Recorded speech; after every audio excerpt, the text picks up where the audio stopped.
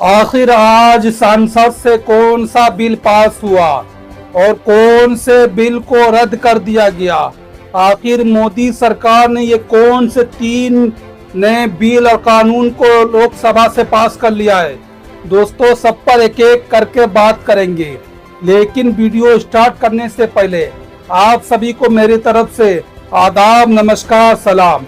दोस्तों, जो सबसे बड़ी अपडेट निकल कर आ रही है लोकसभा से, सांसद से जो खबर निकल कर आ रही है वो ये है कि कोई एक ऐसी स्टेट जिसका नाम चेंज करने के लिए सरकार ने बिल पास कर लिया है और उसका रास्ता सीधा साफ हो गया है।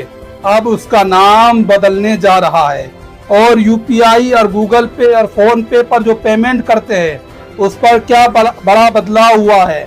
आखिर सीतारमन ने कौन सा 2 बिल पास करवा लिया है, उस पर भी बात करते हैं दोस्तों, एक एक कर। आपसे गुजारिश है कि वीडियो को बिल्कुल भी स्किप ना करें, पूरा वॉच करें, क्योंकि आपको भी ये मालूम होना चाहिए कि आखिर हमारे देश में क्या चल रहा है, आखिर हमारे राजनीतिक नेता लोग क्या कर रहे हैं और कौन सा बिल पास हुआ है और किससे लोगों को बचना चाहिए और किससे लोगों के लिए कौन सा बिल नया सौगात लेकर आया है और कौन सा बिल नुकसान लेकर आया है। तो एक एक कर बात करते हैं दोस्तों। सबसे पहली बात जो आई निकल कर, FCRA कानून पर जो बहुत ज्यादा चर्चा चल रही थी, चाहे सोशल मीडिया हो या टीवी मीडिया हो, सब पर बहुत ज्यादा चर्चाएं चल रही थी। FCRA कानून 11 तारीख को आ रहा है, 11 अगस्त को आ रहा है, लेकिन संसद में इस पर बहुत ज्यादा हंगामा हुआ। खुद मोदी सरकार NDA के जो अलायंस पार्टी है इस पर जो है ना विवाद करना शुरू कर दिए। उन्होंने कहा हम इसके खिलाफ है, और जो विपक्ष पार्टी है वो तो अलग ही हंगामा मचाई हुई है। ये बिल पास नहीं होना चाहिए, ये बिल लोगों के क्या कहते हैं NGO का हक छीनने का काम कर रही है, ये मदरसों का हक छीनने की काम कर रही है। लेकिन FCRA कानून आज 11 तारीख को पास नहीं हुआ। हो सकता है ये लास्ट हफ्ता चल रहा है मॉनसून सत्र का, इसमें हो सकता है FCRA कानून पास हो सकता है। और जो 3 बड़े बिल पास हुए हैं दोस्तों, उस पर बात करते हैं। जो खबर निकल कर आ रही है, केरल का नाम बदलने वाला बिल पास हुआ है, यानी एक स्टेट जिसका नाम केरल है उसका नाम आप बदलने जा रहा है।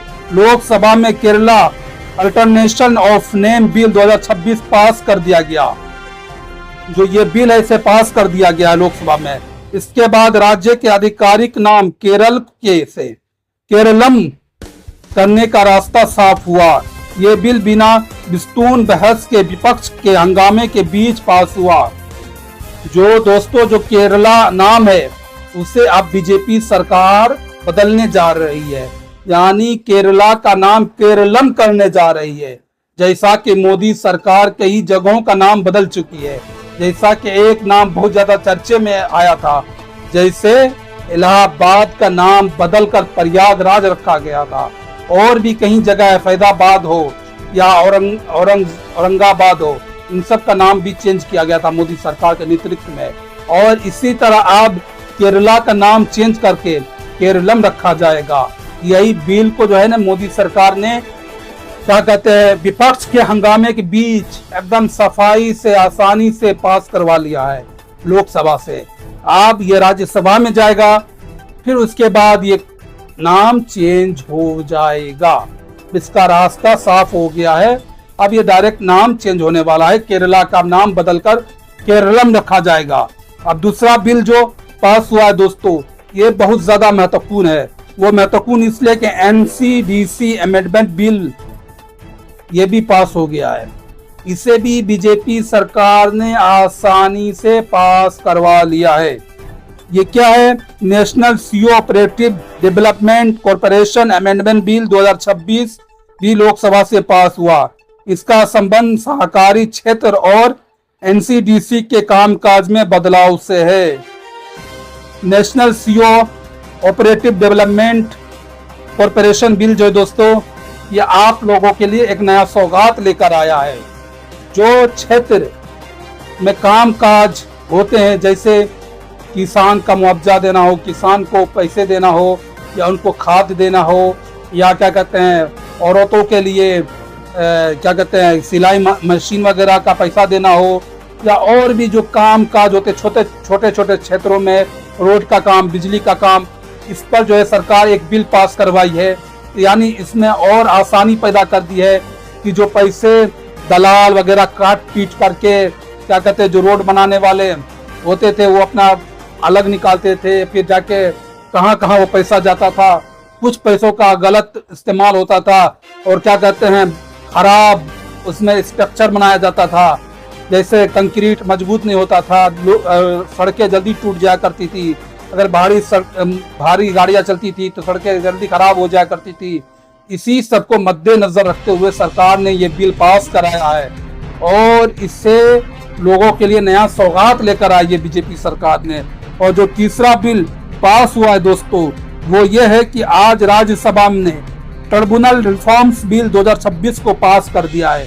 जैसा कि मैंने आपको पिछली वीडियो में बताया था कि सीतारमन ने लोकसभा में एक बिल लाई है, जैसे कि यूपीआई हो, जो भी आप यूपीआई से पेमेंट करते हैं, गूगल पे से पेमेंट करते हैं, फोन पे से पेमेंट करते हैं, 10 रुपये, 20 रुपये, 30 रुपये, अगर आपने चाय पिया तो उसका पैसा टक्सन आप फोन पे से आप पे कर देते थे, गूगल पे से पे कर देते थे।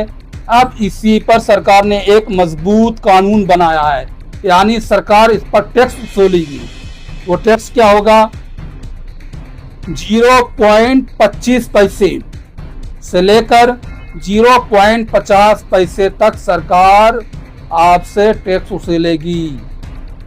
यानी ये छोटे व्यापारी जो हैं, जो सब्जी साग वगैरह करते हैं, इनके पर तो इतना असर नहीं करेगा, लेकिन जो बड़े व्यापारी है, जो बड़े कारखाने चलाते हैं, उन पर डायरेक्ट ये असर करने वाला है और उनका ज़्यादा से ज़्यादा टैक्स सरकार के जेबों में जाने वाला है। यानी कि अगर 2000 से 3000 तक आप अगर क्या कहते हैं फोन पे यूपीआई करते हैं तो सरकार उस पर आपसे कोई टैक्स नहीं लेगी। जहां 3000 से ऊपर हुआ तो आपसे 0.25 पैसे से लेकर 0.50 पैसे तक का टैक्स लगेगा। यानी ये परसेंटेज 0.25% जो है, ये सॉरी परसेंट है, ये मैंने पैसे बोल दिया, 0.25% से लेकर 0.50 पैसे 50% तक आपको टैक्स लगेगा। यानी अगर 2000 रुपये आपने पे किया तो सरकार उसमें क्या कहते हैं 25% का हो गया सीधे 5 रुपये और 50% का हो गया 10 रुपये, और अगर इससे ज़्यादा किए तो सरकार और ज़्यादा भी आपसे टैक्स ले सकती है। सरकार इसलिए ले रही है, सरकार का कहना है, सरकार का तर्क है कि यूपीआई पेमेंट जो हम करते हैं इसमें सर्वर को बहुत ज़्यादा देखना पड़ता है, सर्वर बहुत ज़्यादा डाउन चलता है, और इसी सुरक्षा के लिए जैसे आजकल लोगों का बैंक खाता खाली हो जाता है, कोई भी हैकर आकर हैक करके लोगों का पैसा निकाल लेते हैं, इसी को रोकने के लिए हम ये टैक्स लगा रहे हैं ताकि और मजबूत कर सके, ताकि सर्वर को और ज़्यादा मजबूती दे सके और ज़्यादा सिक्योर कर सके। इसके लिए हम टैक्स लगा रहे हैं और इसमें बहुत ज़्यादा पैसा खर्च होता है, इसलिए जो लोग पेमेंट करते हैं उनसे आप सरकार टैक्स वसूलेगी।